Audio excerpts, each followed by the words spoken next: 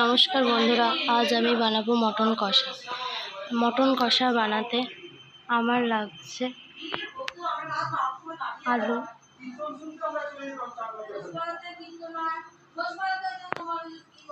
টক দই,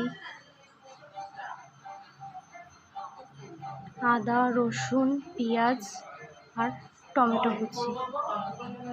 আমি এখানে 1 কেজি মাংস নিয়েছি। মাংসটাকে আমি ধুয়ে নুন মাখিয়ে রেখেছি।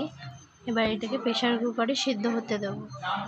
প্রেশার কুকারে আমি সব মাংসগুলোকে দিয়ে দিয়েছি। এবার আমি এতে বড় গ্লাসের 1/2 গ্লাস জল দিয়ে দিলাম। এবার এটাকে আমি সিদ্ধ করে নেব। এখানে আমি কড়াই গরমে বসিয়ে দিয়েছি। এবার আমি আলুগুলোকে ভেজে নিচ্ছি। আমি সব আলুগুলোকে দিয়ে দিয়েছি। আমার আলুগুলো ভাজা হয়ে গেছে। এবার আমি আলুগুলোকে তুলে নিচ্ছি।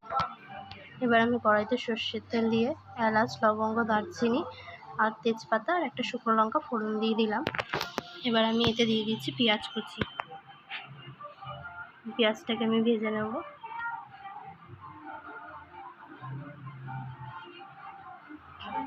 পেঁয়াজটা আমার ভাজা হয়ে গেছে। আমি এতে দিয়ে দিচ্ছি টমেটো কুচিটা, দিয়ে একটু নেড়ে নিচ্ছি। টমেটোটা আমার ভাজা হয়ে গেছে। এবার আমি দিয়ে দিচ্ছি আদা রসুনের পেস্ট। আদা রসুনটাকে আমি ভাজবো যাতে কাঁচা গন্ধটা বেরিয়ে যায় আদা রসুনের। এবার আমি দিয়ে দিচ্ছি শুকনো লঙ্কা আর জিরের পেস্ট, দিয়ে আমি এবার দিচ্ছি, আমি এখানে 2.5 চামচি মতন হলুদ দিয়ে দিচ্ছি আর দিয়ে দিচ্ছি নুন। দিয়ে এবার আমি মশলাটাকে নিয়ে সামান্য জল দিয়ে দিলাম। দিয়ে এবার আমি মশলাটাকে ভালো করে কষিয়ে নেব।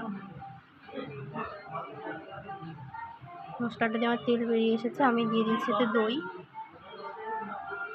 আমি দই দিয়ে মাংসটাকে ভালো করে কষাবো যতক্ষণ না তেল বেরিয়ে আসছে। দেখুন মাংসটা আমার কষানো হয়ে গেছে। এবার আমি সিদ্ধ করে রাখা মাংসগুলোকে কষার মধ্যে দিয়ে দিচ্ছি। এবার আমি দিয়ে দিচ্ছি পরিমাণ মতন জল। এতে আমি আলুগুলোকে দিয়ে দিচ্ছি। কড়াইটাকে আমি ঢেকে দিচ্ছি আলুটা সিদ্ধ হওয়ার জন্য। দেখুন ঢাকা খুলে নিয়েছি, আলু আমার সিদ্ধ হয়ে গেছে। এবার আমি গরম মশলার গুঁড়ো দিয়ে দিলাম। মাংসটা আমার হয়ে গেছে। এবার আমি একটা পাত্রে এটাকে ঢেলে নিয়েছি।